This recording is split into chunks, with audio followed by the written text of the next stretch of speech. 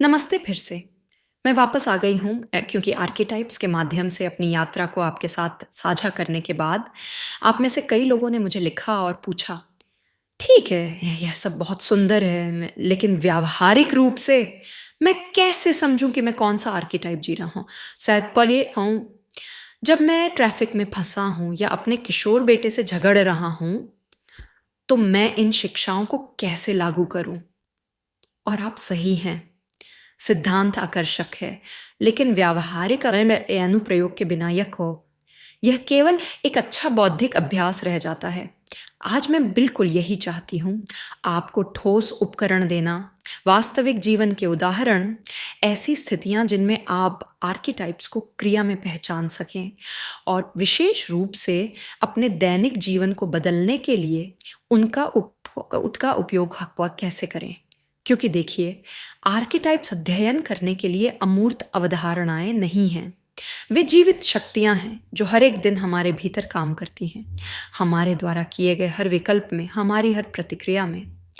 जो लोग उन्हें सचेत रूप से उपयोग करते हैं और जो नहीं करते हैं, उनके बीच का अंतर यह जानते हुए कार चलाने जैसा है कि आप कहाँ जा रहे हैं या बिना नक्शे के यात्री होने के बीच का अंतर है। आइए निर्दोष से शुरू करें। मैं आपको एक व्यावहारिक उदाहरण देती हूँ जो मैंने पिछले सप्ताह अनुभव किया। मैं सुपरमार्केट में हूँ, कैश काउंटर पर। कैशियर एक उत्पाद को स्कैन करने में गलती करती है और मुझसे 2 गुना शुल्क लेती है। मेरा पहला आवेग, वह सनकी जो मैंने वर्षों में विकसित किया था उसने जानबूझकर मुझे धोखा देने के लिए किया। लेकिन फिर मैं रुक गई, मैंने सांस ली और मैंने सोचा, क्या मैं विकसित निर्दोष को सक्रिय कर रही हूँ या घायल को? घायल निर्दोष हर जगह विश्वासघात देखता है। यह वह है जो आपको कहलवाता है, आप किसी पर भरोसा नहीं कर सकते। विकसित निर्दोष विवेक के साथ विश्वास बनाए रखता है। इसलिए मैंने बस दयालुता से गलती की ओर इशारा किया। लड़की ने माफ़ी मांगी, इसे ठीक किया और यहाँ तक कि मुस्कुराई और धैर्य के लिए मुझे धन्यवाद दिया। यहाँ व्यावहारिक अंतर है। घायल निर्दोष ने मुझे कैशियर पर मौखिक रूप से हमला करवाया होता, मेरा दिन और उसका दिन बर्बाद कर दिया होता। विकसित निर्दोष ने मुझे मानवता बनाए रखते हुए स्थिति को हल करने की अनुमति दी।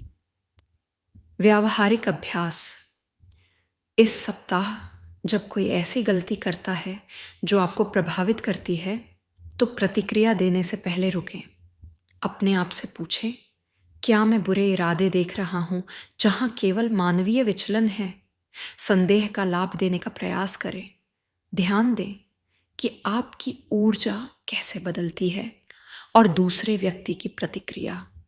अब आइए अनाथ के बारे में बात करें, क्योंकि यह आर्कीटाइप कार्यालयों और कार्य संबंधों का राजा है। मार्को, मेरा एक दोस्त, मुझे बता रहा था, मेरा बॉस मेरी सराहना नहीं करता। वह हमेशा दिलचस्प परियोजनाएं दूसरों को सौंपता है। मैं अदृश्य हूं। क्लासिक अनाथ। वह पीड़ित महसूस कर रहा था, सिस्टम द्वारा परित्यक्त। मैंने उससे पूछा, आखिरी बार कब था जब आपने सक्रिय रूप से एक परियोजना का प्रस्ताव दिया था, बजाय इसके कि आपको एक सौंपी जाए? मौन। मार्क को बचाए जाने, नोटिस किए जाने, चुने जाने की प्रतीक्षा कर रहा था।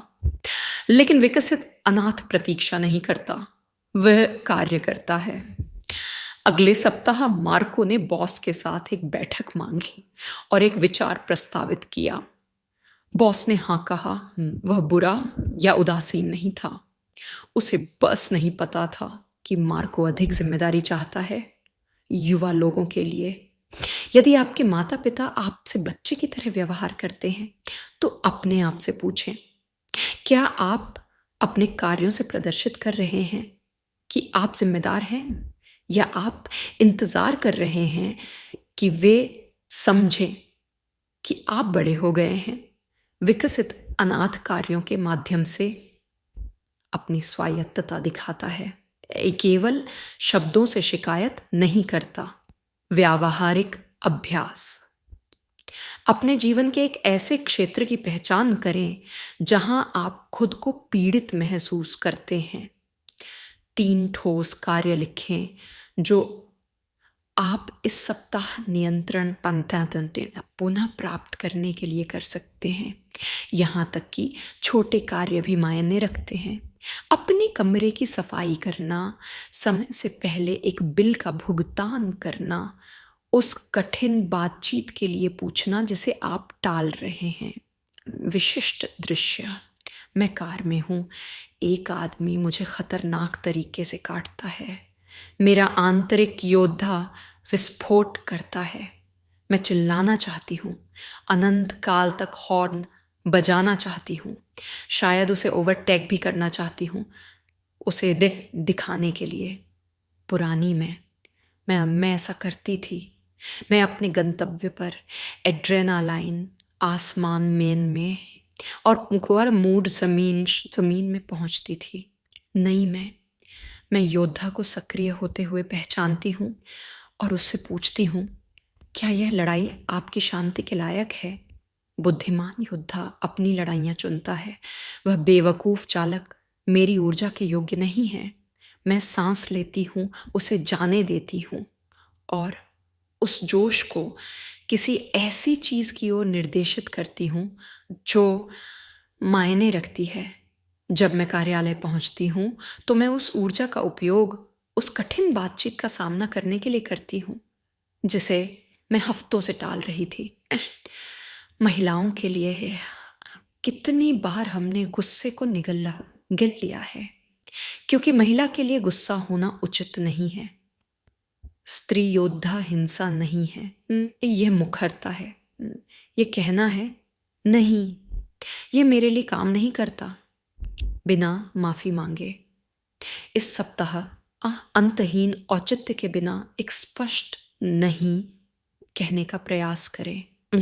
बस नहीं, धन्यवाद, यह मेरे लिए नहीं है। बस।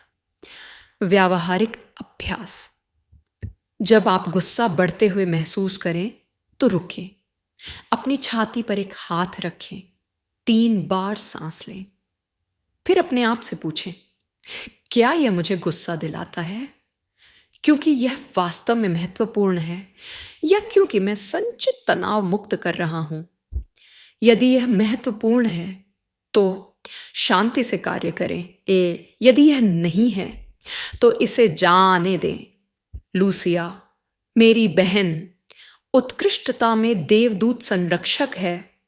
वह सभी की मदद करती है। बुजुर्ग माँ, सहकर्मी जो काम खत्म नहीं करते, संकट में दोस्त, पड़ोसी जिनके पास हमेशा आपातकाल होता है और फिर वह रात में रोती है क्योंकि वह थक गई है और कोई भी कभी उसके बारे में नहीं सोचता।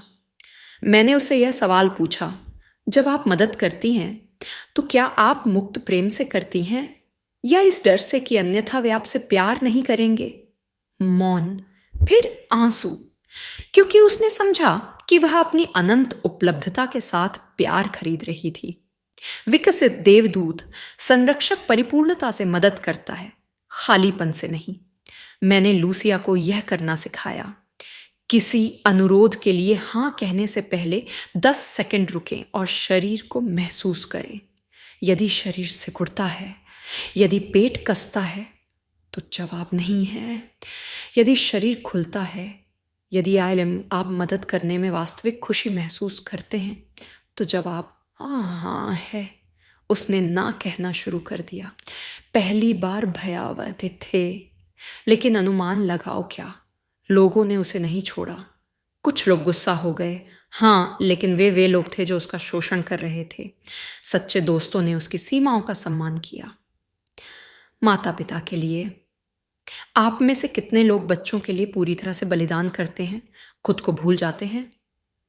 देवदूत संरक्षक आपको बताता है, यदि आप खुद को खाली कर लेते हैं तो आप अपने बच्चों को क्या देते हैं?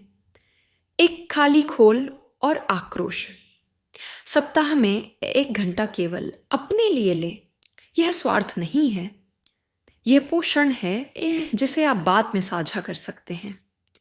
व्यावहारिक अभ्यास, इस सप्ताह कम से कम एक ऐसे अनुरोध को ना कहें जो आपको खाली कर देगा। देखें क्या होता है, अपने डर पर ध्यान दें और अगर फिर और सत्यापित करें कि क्या वे वास्तव में सच होते हैं। जूलिया 25 साल की है और खोई हुई है। वह नहीं जानती कि वह अपने जीवन के साथ क्या करना चाहती है। उसने 3 अलग अलग विश्वविद्यालयों की कोशिश 3 की है, 2 नौकरियां, 1000 शौक। मुझे अपना रास्ता नहीं मिल रहा है, वह मुझसे निराशा में कहती है। मैंने उसे जवाब दिया, आप बाहर कुछ खोज रही हैं जो आप केवल अंदर पा सकती हैं। आधुनिक खोजकर्ता विकल्पों से भंबारी है। योग पाठ्यक्रम, मास्टर डिग्री, भारत की यात्रा, नई नौकरी। लेकिन जब तक आप बाहर खोजते हैं, आप गोल चक्कर में घूमते रहते हैं। मैंने जूलिया को यह अभ्यास दिया, हर शाम 10 मिनट के लिए मौन में बैठें। कोई संगीत नहीं, कोई फोन नहीं, बस आप और आपकी सांस। और सुने, मन से नहीं, शरीर से। आपको क्या कंपन देता है? जब आप किस बारे में बात करते हैं तो आपकी आंखें चमक उठती हैं। 3 सप्ताह के बाद जूलिया ने फोन किया। मैं समझ गई, जब मैं सीखने की कठिनाइयों वाले बच्चों की मदद करने के बारे में बात करती हूं तो मुझे यहाँ कुछ महसूस होता है। और उसने अपनी छाती को छुआ। बाकी सब कुछ सिर में था, ये दिल में है। युवा लोगों के लिए, मुझे पता है कि आप बड़े होने पर क्या बनेंगे चुनने के लिए दबाव महसूस करते हैं। खोजकर्ता आपको बताता है, आपको 18 साल की उम्र में सब कुछ स्पष्ट होने की आवश्यकता नहीं है। अन्वेषण करें, विभिन्न चीजों को आजमाएं, लेकिन कभी कभी नेटफ्लिक्स और सूचनाओं को बंद करें और सुने कि आपका आंतरिक स्वासी आपको क्या बताता है। जवाब वहां है, लेकिन यह धीरे बोलता है। व्यावहारिक अभ्यास, 1 सप्ताह के लिए 10 मिनट की चुप्पी तकनीक आजमाएं। फिर लिखें, यदि पैसा कोई समस्या नहीं थी और किसी ने मेरा न्याय नहीं किया तो मैं कल क्या करूंगा। पहला जवाब जो आता है सेंसरशिप के बिना, अक्सर सच होता है। डेविड 32 साल का है और एक रिश्ते से दूसरे में कूदता है। जब मैं अकेला होता हूं तो मुझे लगता है कि मैं मर रहा हूं। वह स्वीकार करता है। क्लासिक अविकसित प्रेमी जो दूसरे में पूर्णता की तलाश करता है। मैंने उसे एक कट्टरपंथी प्रयोग करवाया। किसी को खोजे बिना 3 महीने, 0 डेटिंग ऐप, 0 नए रोमांटिक संबंध, बस वह खुद के साथ। लेकिन मैं अकेलेपन से मर जाऊंगा। उसने विरोध किया। बिल्कुल, मैंने जवाब दिया। आपको यह खोजने के लिए उस डर से गुजरना होगा कि आप जीवित रहते हैं। पहले महीने के बाद डेविड ने अकेले बाहर जाना शुरू किया। सिनेमा, रेस्तरां, सैर। शुरुआत में उसे अजीब, जज किया गया महसूस हुआ। फिर उसने अपनी खुद की संगति का आनंद लेना शुरू कर दिया। 3 महीने तक उसने मुझसे कहा, पहली बार मुझे किसी की बेताब जरूरत नहीं है। और आप जानते हैं क्या, अब जब मैं नहीं खोज रहा हूं, लोग मुझे खोज रहे हैं। ऐसा है जैसे वे अंतर महसूस कर सकते हैं। और सभी के लिए यह परीक्षण करें। खुद को एक डेट पर ले जाएं, उस रेस्तरां में जाएं जो आपको पसंद है। अकेले अपने लिए फूल खरीदें। खुद को एक प्रेम पत्र लिखें। यह हास्यास्पद लगता है, इसे आजमाएं, क्योंकि यदि आप नहीं जानते कि खुद के साथ कैसे रहना है तो कोई और उस शून्य को नहीं भर सकता। व्यावहारिक अभ्यास, हर सुबह खुद को दर्पण में देखें और कहें, मैं तुमसे प्यार करता हूं। शुरुआत में यह बेतुका लगेगा। दृढ़ है रहें। यह बीज को पानी देने जैसा है। फूल देखने में समय लगता है। एलेना एक नौकरी से चिपकी हुई थी जिससे वह नफरत करती थी, लेकिन मेरे पास 15 साल की वरिष्ठता है। मैं शुरुआत से फिर ऐसे शुरू नहीं कर सकती। वह विध्वंसक से डरती थी, इस बात से कि यदि उसने सुरक्षा छोड़ दी तो क्या होगा। फिर कंपनी बंद हो गई। सामूहिक छंटनी। एलेना तबाह हो गई था, लेकिन 6 महीने बाद उसने मुझे फ़ोन किया। ये मेरे साथ हुई सबसे अच्छी बात थी। मुझे एक नौकरी मिली जिसे मैं प्यार करती हूँ। यदि उन्होंने मुझे मजबूर नहीं किया होता तो मुझ में कभी साहस नहीं होता। विध्वंसक वह शक्ति है जो उसे ध्वस्त कर देती है, जिसकी हमें अब आवश्यकता नहीं है। कभी कभी यह बाहरी घटनाओं के माध्यम से कार्य करता है, नौकरी की हानि, रिश्ते का अंत। कभी कभी हमें इसे स्वयं सचेत रूप से सक्रिय करना होता है। व्यावहारिक प्रश्न। अपने जीवन को देखें। क्या कुछ ऐसा है जिसे आप जानते हैं कि आपको जाने देना चाहिए लेकिन साहस नहीं है? एक जहरीली दोस्ती, एक विनाशकारी आदत, एक बहुत बड़ा घर जिसे आप अब बनाए नहीं रख सकते।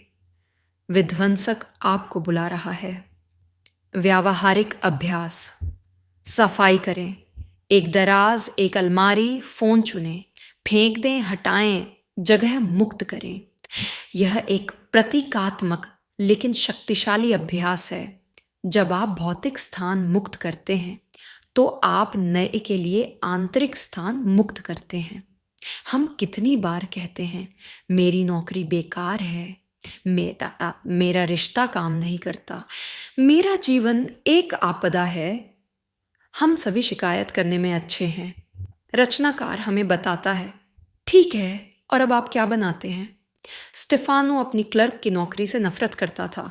वह हर दिन शिकायत करता था। मैंने उससे पूछा, आपके विकल्प क्या हैं?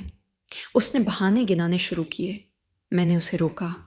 नहीं, ठोस विकल्प। आप क्या बना सकते हैं? उसने शुरू किया। मैं दूसरी नौकरी की तलाश कर सकता था। मैं सेक्टर बदलने के लिए एक कोर्स कर सकता था। मैं अपना व्यवसाय शुरू कर सकता था। मैं अपने कर्तव्यों को संशोधित करने के लिए अपने बॉस से बात कर सकता था।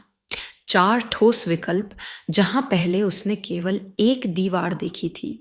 उसने चौथा चुना। उसने बॉस से बात की। 3 महीनों में उसने अपनी भूमिका को फिर से डिजाइन किया। वही वेतन,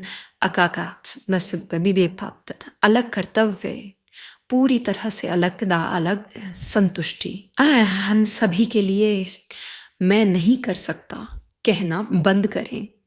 इसके बजाय कहें, मैं कर सकता था अगर। यह एक छोटा लेकिन क्रांतिकारी भाषा परिवर्तन है। मैं नौकरी नहीं बदल सकता बन जाता है। मैं नौकरी बदल सकता था यदि मैं 6 महीने तक सुरक्षा जाल के रूप में बचत करूं। बूम, पीड़ित से रचनाकार तक। व्यावहारिक अभ्यास। एक समस्या लें जो आपके पास है। 10 संभावित समाधान लिखें। इससे कोई फर्क नहीं पड़ता कि वे यथार्थवादी हैं या नहीं। 10 लिखें। यह आपके भीतर रचनाकार को सक्रिय करता है और आपको दिखाता है कि विकल्प हमेशा मौजूद होते हैं। आप कैसे जानते हैं कि आप किसी दिए गए क्षण में कौन सा आर्कीटाइप अवतरित कर रहे हैं? यहाँ वह जादुई सवाल है जिसका मैं उपयोग करती हूँ। इस क्षण में मेरी गहरी प्रेरणा क्या है? यदि आप भरोसा करने से रोक रहे हैं, घायल निर्दोष, यदि आप बिना कार्य किए शिकायत कर रहे हैं, अनाथ यदि आप हमला कर रहे हैं खुद या दूसरों पर, गलत दिशा में योद्धा यदि आप थके होने के बावजूद हमेशा हाँ कह रहे हैं, सहनिर्भर देवदूत संरक्षक, यदि आप बाहर कुछ खोज रहे हैं जो अंदर गायब है, खोजकर्ता या प्रेमी, यदि आप किसी चीज से चिपके हुए हैं जिसे आप जानते हैं कि आपको छोड़ना चाहिए, विध्वंसक का प्रतिरोध, यदि आप शक्तिहीन महसूस करते हैं, रचनाकार शासक की कमी, यदि आप सब कुछ आंकते हैं, रार्शे या जादूगर की कमी, यहाँ सच्चाई है। आर्कीटाइप्स पर काम कुछ ऐसा नहीं है जो आप एक बार करते हैं और फिर आप समाप्त कर देते हैं, चली देते हैं। यह एक दैनिक अभ्यास है। हर दिन आप जागते हैं और सचेत रूप से यह चुनने की संभावना रखते हैं कि कौन सा आर्कीटाइप सक्रिय करना है। आज सुबह मुझे उस कठिन फ़ोन बातचीत के लिए योद्धा की आवश्यकता थी। दोपहर में मैंने अपनी बेटी को सांत्वना देने के लिए देवदूत संरक्षक को सक्रिय किया, जो एक दोस्त के साथ लड़ी थी। आज शाम मैं एरिशी में रहूंगी, अपने विचारों को बिना आंखें देखने के लिए। अंतर यह है कि अब मैं इसे सचेत रूप से करती हूँ।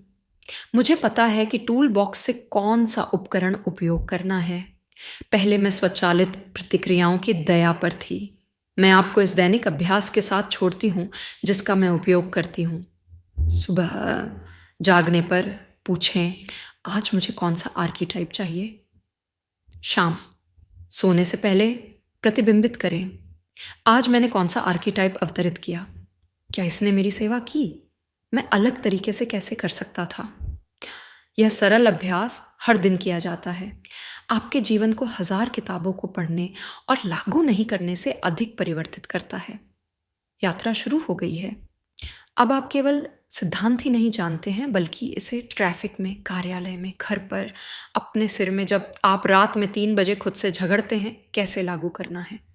आर्कीटाइप्स स्वर्ग में नहीं हैं, वे आपके दैनिक जीवन में हैं। अपनी आंखें खोलें और आप देखेंगे कि वे हमेशा वहाँ रहे हैं, पहचाने जाने और जागरूकता के साथ उपयोग किए जाने की प्रतीक्षा में। इस एपिसोड के लिए भी यात्रा समाप्त होती है।